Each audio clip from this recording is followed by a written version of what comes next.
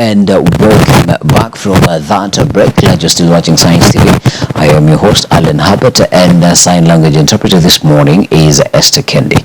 After having that conversation with Mr. Christopher about the commitments of the United States Embassy in Nairobi and a brief history of the PFP program, I am joined by two amazing ladies who are going to be telling me exactly in depth what is the PFP. One is a program officer who is in charge of the PFP, and another one is an alumni of the program. So we have a little bit of everything. We have a little bit of the technicalities and a little bit of the experiences of the whole program. If you are watching and you would like to engage with us, find us on our social media platforms at Science Civic Kenya at the Alan Hubbard. And if you have any questions, please use the numbers on your screens, SMS us or WhatsApp us, and we'll be glad to sample some of them. You're ladies, so I won't be biased. Or ladies first or this and that. I'll just give you guys the opportunity to introduce yourselves. Thank you, Alan. My name is Mercy Opiche. I work as a project manager for Professional Fellows Program. I work at Humanity and Inclusion. Yeah. I am based in Nairobi, Kenya. Yeah. Thank you. All right. Thank you for that introduction. The dazzling hair. Well, Alan, thank you so much for having us here. Yeah. It's a beautiful morning. My name is Salome. I live and work in Nairobi. I am a peer mentor for person living with spinal cord injury, and I'm also an executive member of African Spinal Cord Injury Network, where we bring people interested or people with expertise spinal cord injury, medics, caregivers, the people living with spinal cord injury. And that's how I found myself in PFP program. Yes. All right. To talk about the PFP and its experiences, Mercy, let me start with you. What is the PFP exactly? What are the three letters PFP? What are they? PFP in full actually means Professional Fellows Program. Yes. And at this time we are majoring on inclusive civic engagement. Yes. So to talk about the PFP, this program is being funded by the U.S. Department of State for emerging leaders, emerging disability rights leaders from Africa to be able to exchange and implement best practices for inclusive civic engagement. We are targeting 4 countries. Our target is Kenya, Uganda, Tanzania, and Ethiopia. So we are currently targeting young disability rights leaders coming from these 4 particular countries. Yes. Right. And extensively, why particularly civic engagement? Okay. Inclusive civic engagement, actually, first of all, it means giving opportunity to those with disability to be able to, giving them an equal opportunity to participate in civic life and society in the same way as people without disability. So the aim of the program is to ensure that people with disability also have equal rights and equal opportunities to be able to engage in civic life and society. Salome, this is where I bring you in.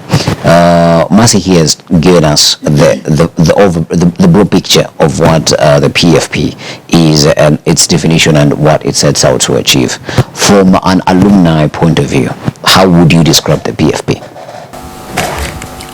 Professional Fellows Program is an opportunity given to an individual like me to go take your experiences there, teach them your experiences from here, and you also learn the experiences from there. You're not going to borrow and bring here, because they probably will not gel, but just to learn how they go about some of the issues like voting, your right to vote.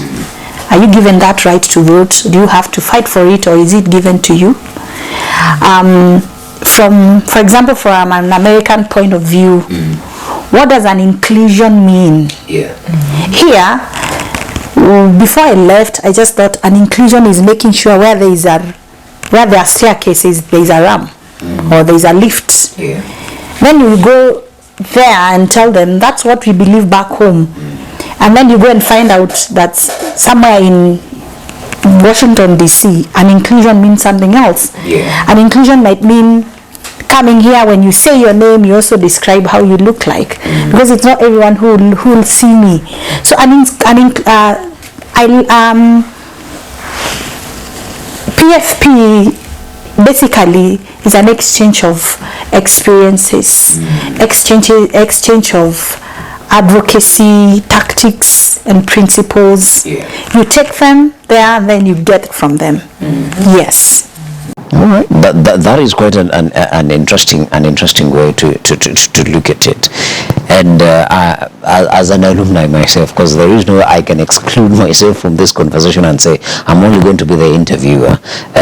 It is totally true what you're saying, because you leave this country with certain perspectives, and you go with them abroad, and you have the opportunity for them to be questioned. Probably they might stick, or they might be interrogated for them to be changed. Yeah, and when you come back home, then it is. So we're going to be talking about when you came back home. How did it feel, and where did you start to implement some of that knowledge of that you had gathered back in the States? Mercy, to you. We've spoken about what the PFP is, yeah? And you've mentioned that it is implemented in 4 countries, which is Kenya, Tanzania, Uganda, and Ethiopia. And there is a new call right now for applications. Talk to us about that. Yes, we launched our call for applications. This we did on the 6th of March, and the applications are still running. This will be going up to the 15th of May, 2023. Yes, that's a very big window. Yes, our aim is to get as many applicants as we can, and actually right now we are also disseminating information as much as we can, so that we have many applicants to apply, so that we can get the best candidates for this program. Right, and getting the best candidates. Tell us a little bit more exactly who is the target. Yes, you talked about persons with disabilities or people in their mid-careers, but who is an ideal PFP fellow? Okay, first we have our eligibility criteria. So we are looking for young disability rights leaders who are of age between 25 years to 40. They also need to be coming from these 4 particular countries. That is from Kenya, Uganda, Tanzania and Ethiopia. They should not be residents of the US or living in the US. They should also be eligible for a J1 visa. They should have at least 2 years professional work experience. Be proficient in written and spoken English. So if you check our website, you don't have to be excellent, you just have to be proficient. Yes, you just have to be proficient. All right.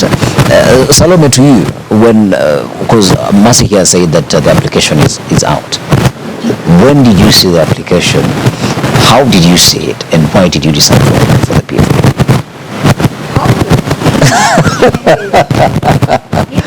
Last year was a campaign season for this country, and I love politics. I love politics from all angles. You know, I love politics. The chaos, yes, the strategy, everything.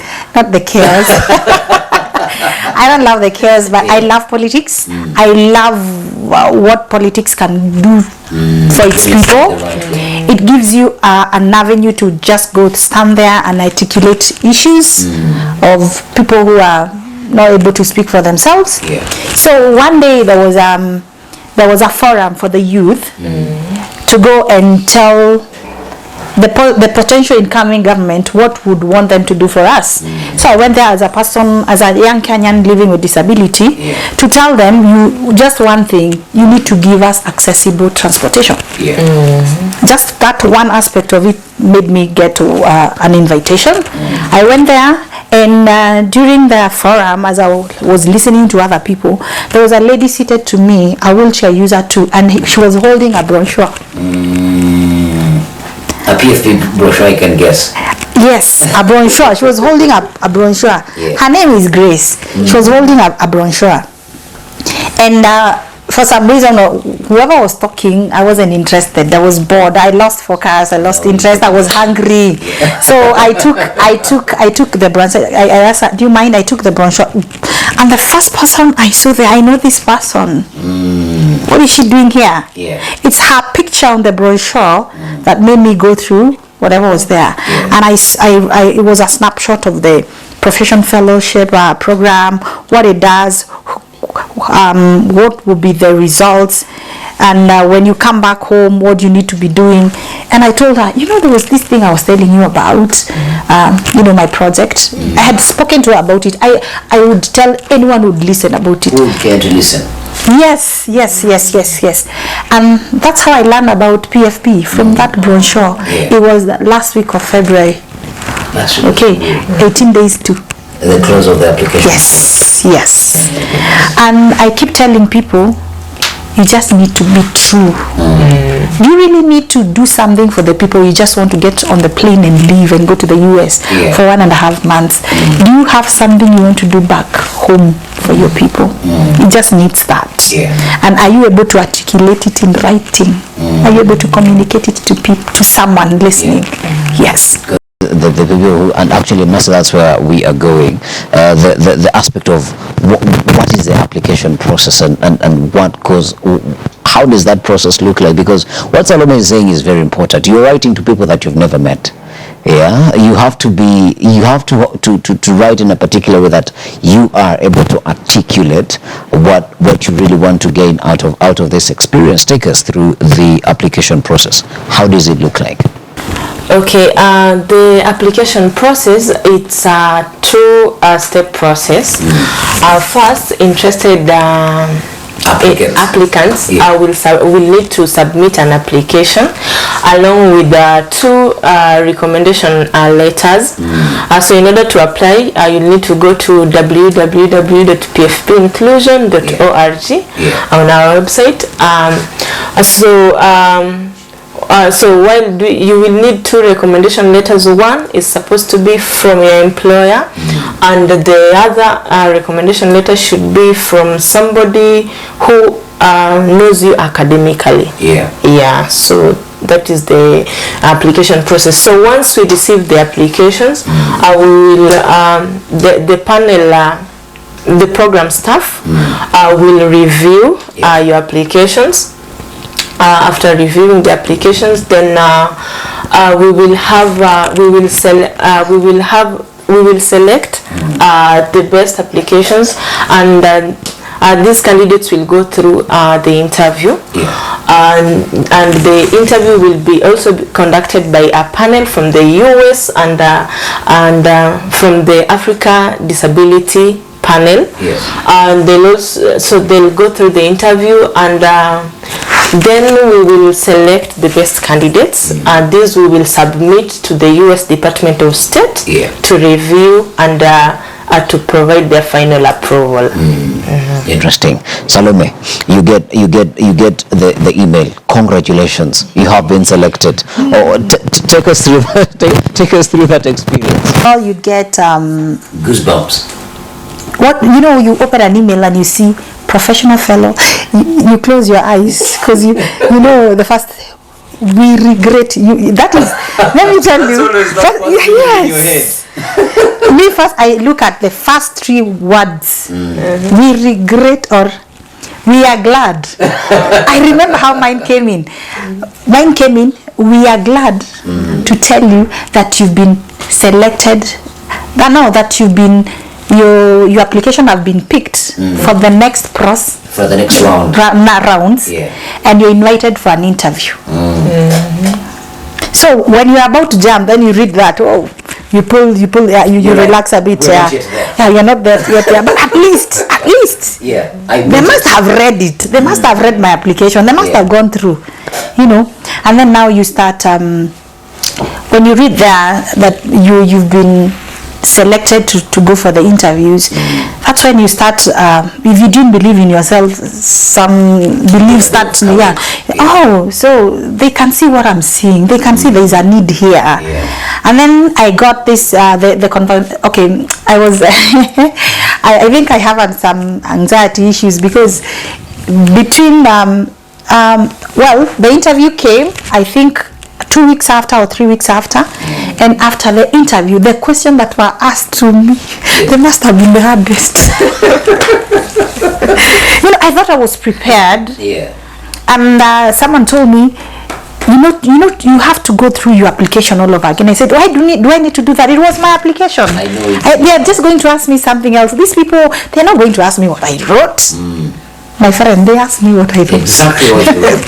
They asked me what I wrote. But good enough, like I said earlier, this is something. Whatever you were telling them you'll do, please let it be. Let it be coming from your heart. Let it be a passion. It's something that you've wanted to do for so long. You even have a mental picture of how of every stage, every challenge that might come, you anticipate. So when I went to the interview, it was so easy. I didn't even have to read anything. I mean, you're saying what you're going to do for your project. I'm going to deal with these people. This might be the challenges. How do you intend to deal with those challenges? I told them I don't know, but I think this is what can, be as realistic as possible.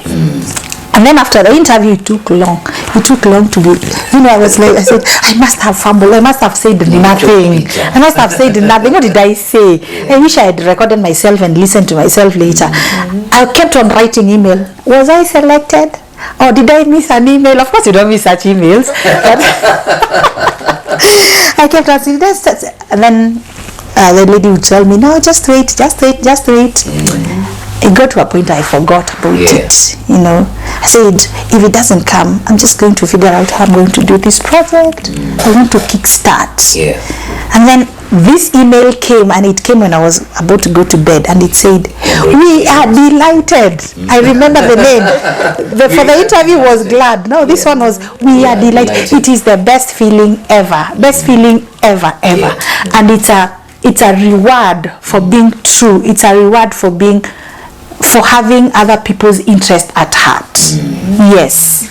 Just have to have other people at heart. You're not going to America to spend taxpayers' money for yourself. Seriously, no. Yes. Let people know that you're not going there to spend Americans' taxpayers' money for nothing. You have to bring it back home, and it has to have an exponential effect. Yes. When you come back home.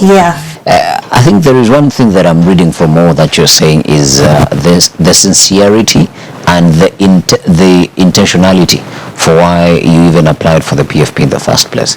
And one thing I had in that I can agree with you, or that I feeling that I had also on my end, when I got that first selection email that my application had made it to the next round, I was like, man, this confirms one thing: I am smart.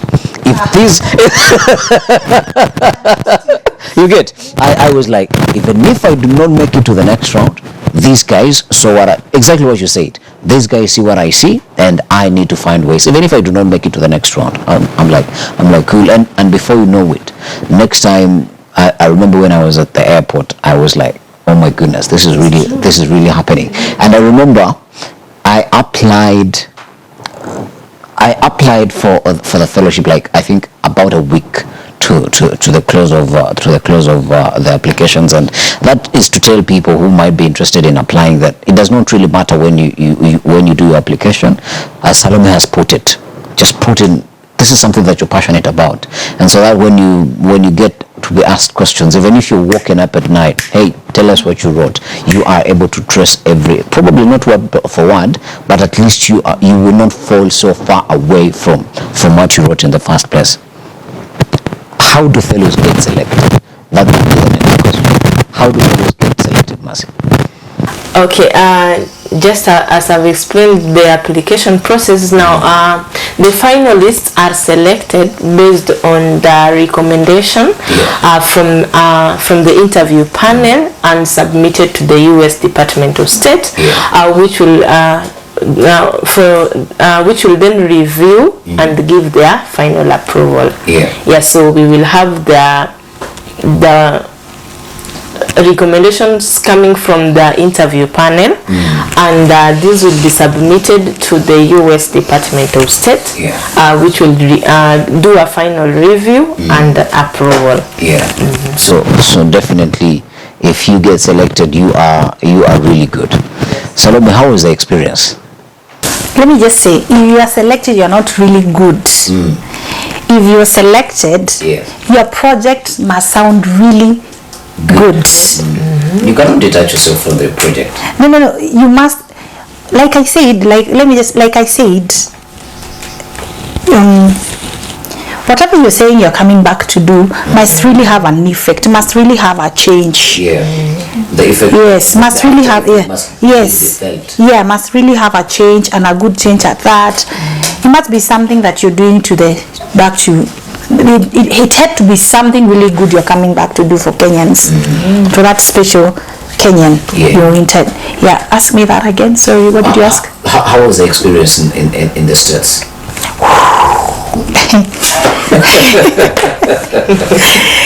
Wow, I mean, it's amazing how we are all created by one God. We breathe the same oxygen, but we are so different.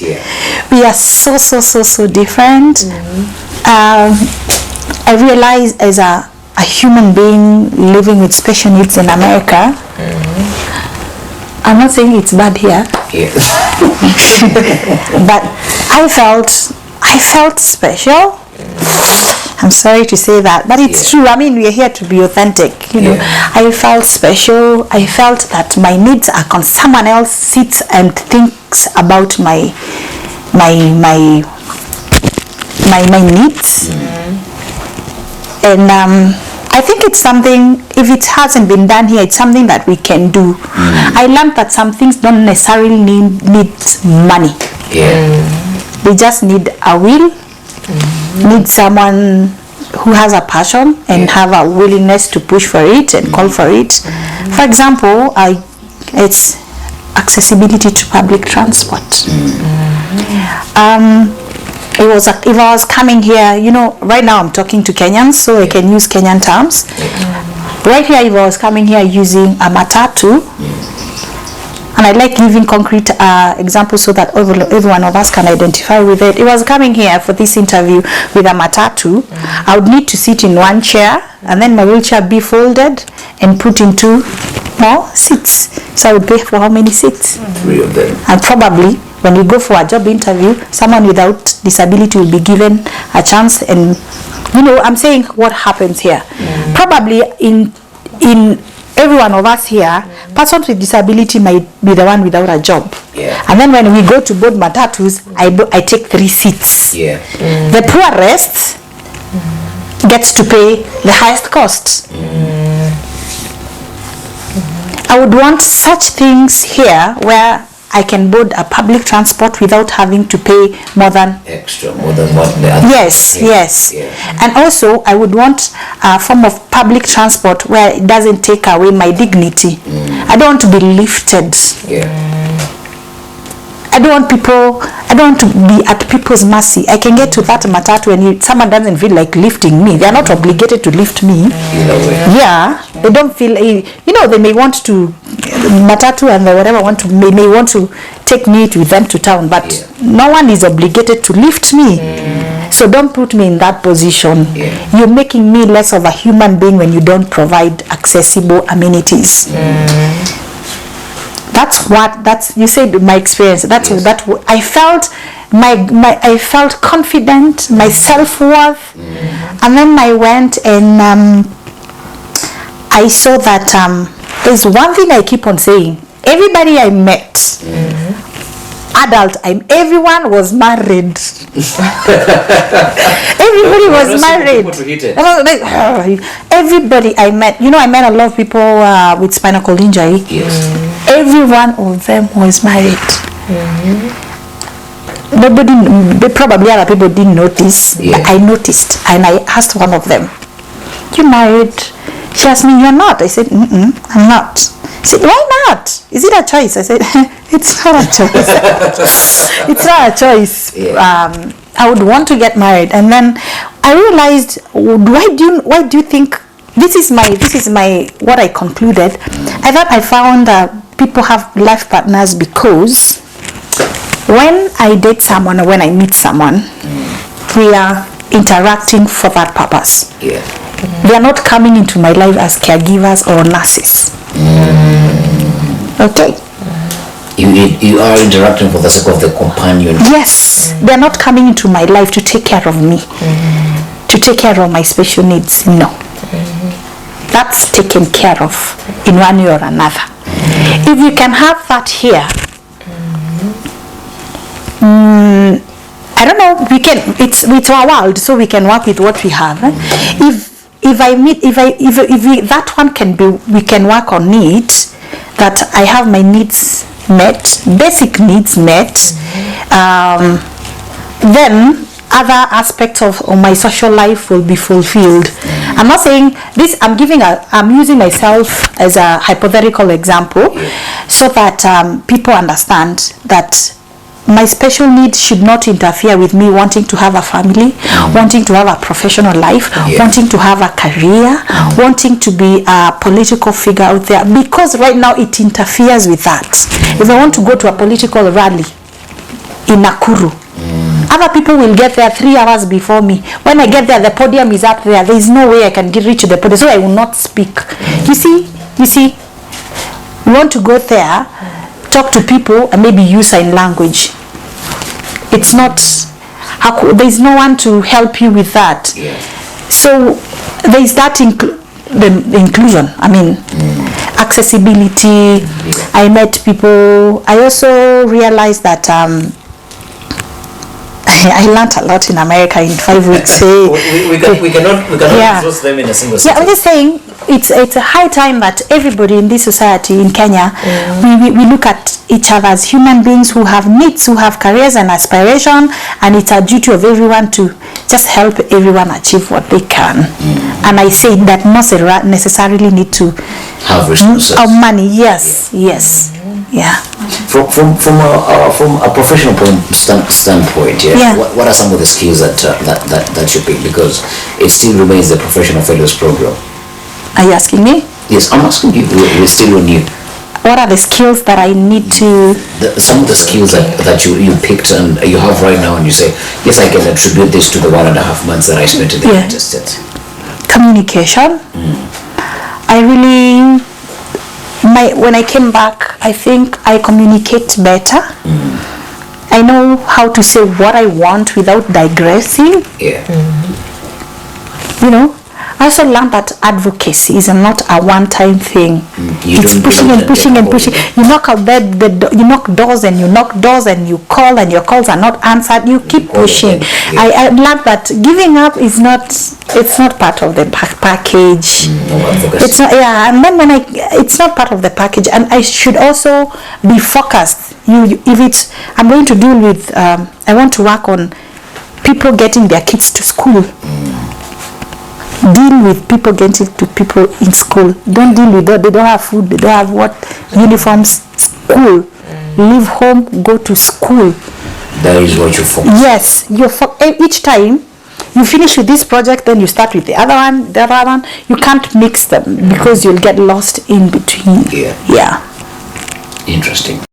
Mercy, once people are selected, how are they communicated to, and what should they expect when they go to the United States?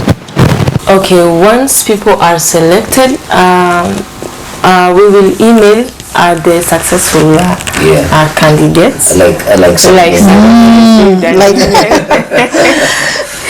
Yes, so then we will support them to get the required documents, travel documents, to be able to travel to the US. So like for this spring cohort, for the spring 2024 cohort, they will be traveling between May and June. Between May 8th to June 30th. They'll be participating from May 8th to June 13th, 2024 next year. Yes. Interesting. There is a mandate that once you go for the fellowship, then you're supposed to come back and implement a follow-on project. What is your follow-on about, and how is it going thus far?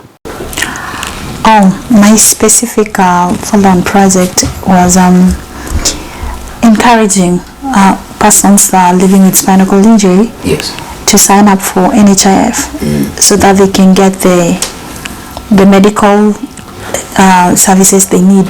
More specifically, management of bowel and bladder incontinence. So like I said, it has to be very specific.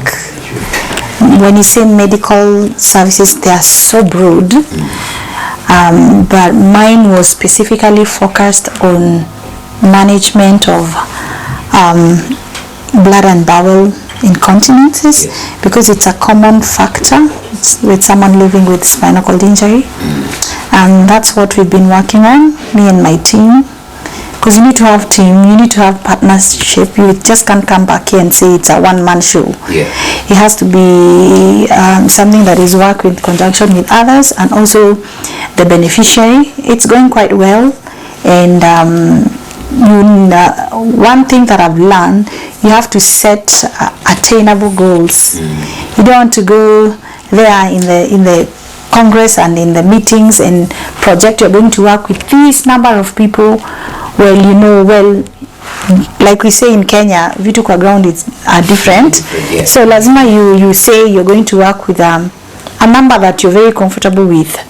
And like I said, even during the application process, your project has to be attainable. It has to be practical. Someone has to identify with it. My project is going so well. A lot of people are signing up for NHIF. It's slow, but they're getting to understand the benefit of having working NHIF cover, NHIF for themselves and also for their families. So apart from it catering for their incontinence management issues, it's also, it's also helping them look after their loved ones. So far so good. We have surpassed the 60% mark. I was saying if all doesn't go so well, I'm looking at 40%, but look, we're at 60%. So I'm so happy with how it's going. And also because I think the challenges I anticipated them, though I didn't have an idea of how to tackle them. We are learning as we go along. When we came back, a lot of people were thinking I'm coming back with a lot of money to dish around. Salome and cash are synonymous, That's not true, But I came with information, and whoever is knowledge, and whoever is patient enough to listen, I'm very sure it's being beneficial. And also, we need to learn that the people we are going to work with in the grassroots, some of them do not understand.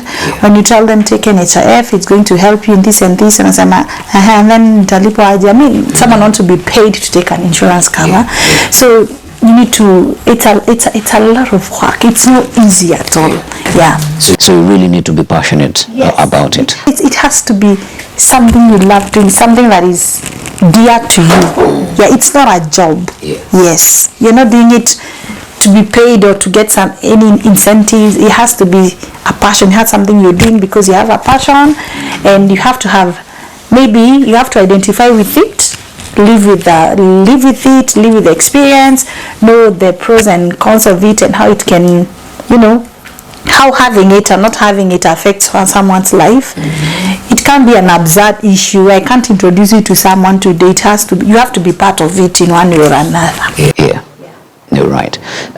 We're coming back to you as even we're winding up. We're coming back to you to tell us to call people to action for them to do for them to apply for the call for the 2024 cohort. But before we do that, Mercy, is there anything else that we might have not been able to catch on that you would like to give emphasis on about the PFP?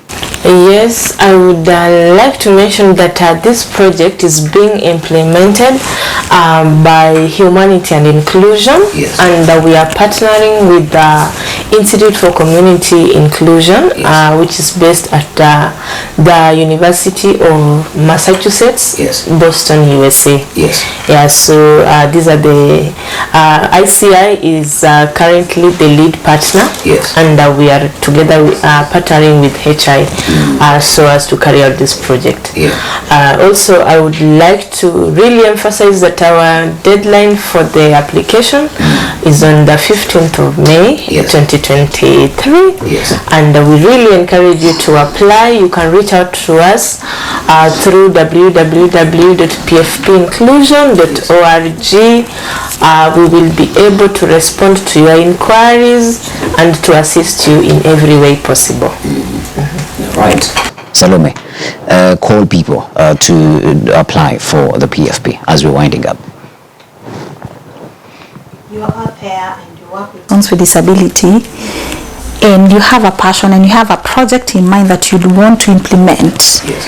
And it has to be a viable, it has to be something that makes sense to you first. And if you're told today, go and do it, you know, back in your mind, you know it's workable. It has to be workable. And it has to be, it's not you, it's not for you. It's for the community, it's for the person that you represent. When you do this I'm giving you from a personal experience. When you do these applications, they're not looking for big wordings. They're not looking for this. You have to show that you're very eloquent. You're academic savvy. No, just as long as you can communicate in English, you meet the criteria, the eligibility she talked about, and you have passion to change the community in a small way, and you've been doing it. You're not starting with PFP. You've been doing it in your own small way. And I think that the 2 years are very important. Yes. You've been doing it, and you have some. Please, when you say you've done something, be ready to show it. Be ready to substantiate what you're claiming. If you say I've been doing advocacy online, be ready to give the link where whoever is going through your application can click and go and see. It's not by word of mouth.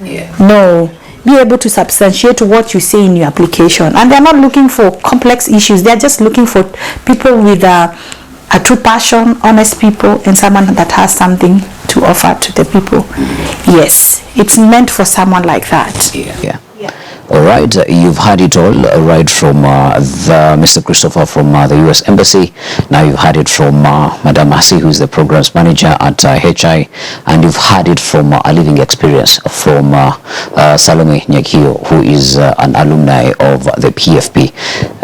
There isn't anything else that I can add. All that I can tell you is identify the project that you want to do and head over to www.pfpinclusion.org. And applications close on 15th May 2023. Yes, applications close on 15th May 2023. Do not dare miss this opportunity. I can tell you firsthand, it is a life-changing experience.